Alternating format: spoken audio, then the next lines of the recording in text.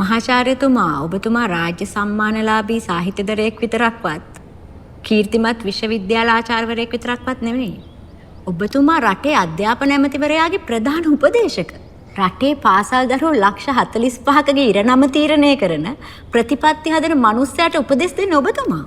ඉතින් ළමයින්ගේ වගකීම බාර ඇමතිවරයාගේ පුරෝහිත බමුණට ළමයින්ව පෙන්වන්න බැරිද කියලා අහන එක අසාධාරණද? දැන් තමයි මම ඒක ගැන හිතන්නේ. මම හිතන්නේ ඒකට හේතුව මට දරුවන්ගේ ලෝකයක් නැතිවීම. දරුවන්ගේ ලෝකෙ මට හැමදාම දුරස්තයි.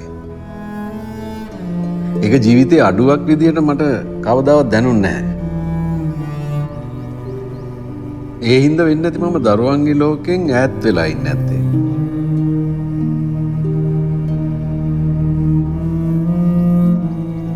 මගේ පොඩි කාලේ ගත්තත් මට එහෙම මතක් කර කර සතුටු වෙන්න තරම් මිහිරි මතක නැහැ. ඒ නිසා වෙන්නේ නැති මම නොදැනුවත්ව හරි මගේ නිර්මාණවලට ළමයි මගහැරුණේ.